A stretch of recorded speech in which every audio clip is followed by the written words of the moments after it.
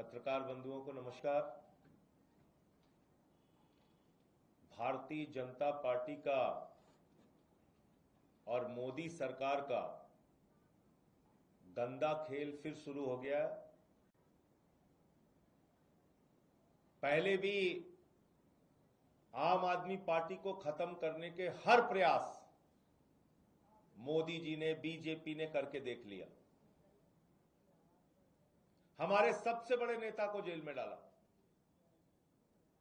Party के तमाम शीर्ष नेताओं को जेल में डाला, विधायकों पे फर्जी मुकदमे किए, सांसदों पे फर्जी मुकदमे किए, पंजाब के अंदर छापे मरवाए, दिल्ली के अंदर छापे मरवाए। लेकिन हर हालत में आम आदमी पार्टी भारतीय जनता पार्टी के खिलाफ लड़ती रही है, लड़ती रहेगी। आज फिर उसी तरह की एक नापाक, गंदी, घटिया कोशिश भारतीय जनता पार्टी के द्वारा की गई है। एक घटिया कोशिश। पार्टी के पीएसी के मेंबर और गुजरात के सह प्रभारी भाई दुर्गेश पाठक जी के घर पे सीबीआई को मोदी जी ने भेज दिया धमकाने के लिए। क्यों धमकाने के लिए भेजा? क्या इसके पीछे की वजह है? सिर्फ एक वजह, क्योंकि पार्टी ने उनको गुजरात की जिम्मेदारी दे दी। क्योंकि अरविंद केजरीवाल जी ने उनको कहा कि गुजरात में जाके संगठन मजबूत करो, उस गुजरात में जहां 14% वोट आम आदमी पार्टी को पिछले चुनाव में मिला था, उस गुजरात में जहां 5 विधायक आम आदमी पार्टी के हैं। जैसे ही दुर्गेश पाठक पहुंचते हैं, संगठन की मीटिंग लेते हैं, कार्यकर्ताओं के साथ बैठक करते हैं, गांव-गांव में कैसे संगठन मजबूत होगा इस बात की कोशिश करते हैं। आज धमकाने के लिए सीबीआई भेज दी मोदी जी ने। यह है आपका राजनीति करने का तरीका। यह है आपका लोकतंत्र में एक राजनीतिक दल को खत्म करने की कोशिश। ऐसे आप इस देश को चलाना चाहते हैं? गुजरात में भारतीय जनता पार्टी की हालत पतली है।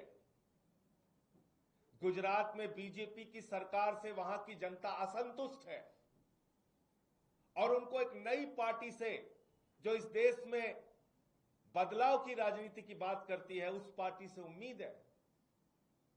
और उसके संगठन की मजबूती के लिए दुर्गेश पाठक को काम दिया गया।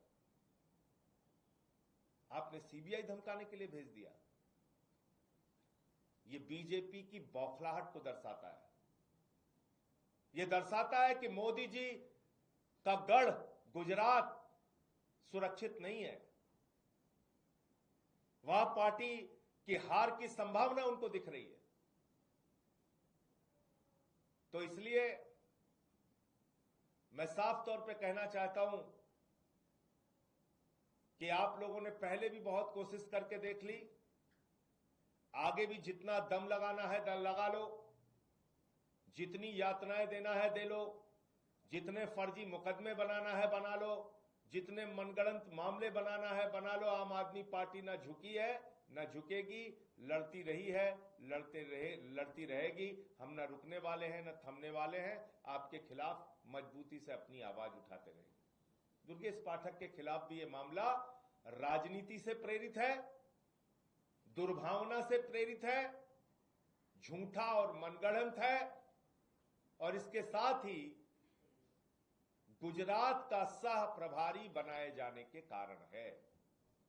इसके अलावा कोई कारण नहीं है। तो मुझे इतनी बात कहनी थी।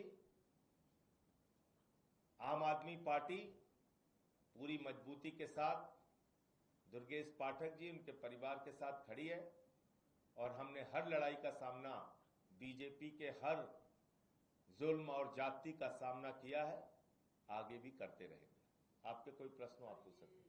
विदेशी फंडिंग से जुड़ा मामला बताया जा रहा है कि कनीज में एफआईआर हुई, आज सीबीआई पहुंची, तो क्या आपको जानकारी है इस मामले को लेकर? अगर आप बता पाएं। देखिए, ये बड़ी अजीब बात है। पहली बात तो मुझे पूरी जानकारी नहीं है कि किस मामले को लेके ये सीबीआई धमकाने पहुंची है। लेकिन आप बताइए, अगर आपकी बात मान लूं तो ये मामला कब से उधेड़बुन किया जा रहा है। ये तो 10 साल से ही आलाप रहे भाजपाई, विदेशी फंडिंग, विदेशी फंडिंग, विदेशी फंडिंग। क्या हो गया उसका? तो ये मामला कैसे बना? ये मामला तब बना जब गुजरात के सह प्रभारी बनाए जाते हैं दुर्गेश पाठक। अब बताइए ना, तो 10 साल से विदेशी फंडिंग का राग अलाप रहे भाजपाई, तो आज तक तो कुछ नहीं हुआ। अब क्यों छापा पड़ गया? सीबीआई क्यों धमकाने पहुंच गई इस दुर्गेश पाठक को? क्योंकि गुजरात के सह प्रभारी बनाए गए वो। यही काम पिछले गुजरात के चुनाव के पहले मोदी जी ने आम आदमी पार्टी के नेताओं के खिलाफ किया था। वही काम अब उन्होंने शुरू कर दिया। सर, एक तरफ आप कह रहे हैं कि बीजेपी आपको इस तरह के परेशान करने वाली है, दूसरी तरफ कांग्रेस की बात कह रही है। नेशनल हेराल्ड मामले में सोनिया राहुल के खिलाफ चार्जशीट दाखिल हुई, तो वो लोग कह रहे हैं कि विपक्ष को खत्म करने की कोशिश है। देखिए, कांग्रेस बीजेपी का तो एक नूरा कुश्ती का खेल चल रहा है। आपने दिल्ली के चुनाव में देखा होगा, भाजपा जीती, कांग्रेसी नाच रहे थे। जीती थी भाजपा, नाच रहे थे कांग्रेसी। तो उनका तो नूरा कुश्ती का खेल चल रहा है। कभी आपने सुना हो राहुल गांधी के घर ईडी सीबीआई का छापा, सोनिया गांधी के घर ईडी सीबीआई का छापा? आप बताइए मुझे। रॉबर्ट वाड्रा से 5-6 घंटे पूछताछ होती है, उनको छोड़ दिया जाता है। आम आदमी पार्टी के नेताओं को पकड़ते हैं, 12-12 घंटे, 20-20 घंटे, 3-3 दिन पूछताछ करते हैं। तो ये तो नूरा कुश्ती का खेल साफ तौर पर दिख रहा है। धन्यवाद। मुझे लगता है कि माननीय सुप्रीम कोर्ट ने बहुत सख्त टिप्पणी की है वक्फ कानून को लेके, और उससे केंद्र सरकार को यह समझ जाना चाहिए कि उन्होंने एक गैर संवैधानिक बिल संसद के अंदर पास किया है।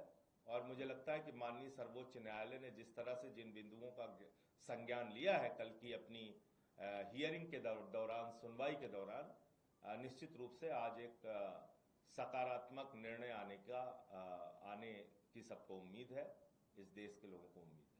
सर, गुजरात के चुनाव तो 2 साल बाद है, 2027 में, पर अभी एमसीडी के मेयर और डिप्टी मेयर के चुनाव, उसके लिए आपकी क्या तैयारी? वो तो अभी है। देखिए, एमसीडी के मेयर के चुनाव में आम आदमी पार्टी अपनी रणनीति बना रही है, उसको हम अलग से उसके बारे में आपसे बातचीत करेंगे। हमारा मेयर है इस वक्त एमसीडी में, लेकिन वहां पर भी इन्होंने वही गंदा खेल तोड़ फोड़ का वो किया, सबको पता है। हमारे पार्षदों को तोड़ने का काम किया, कहीं एमएलए तोड़ते हैं, कहीं एमपी तोड़ते हैं, कहीं पार्षद तोड़ते हैं, तो काम किया उन्होंने।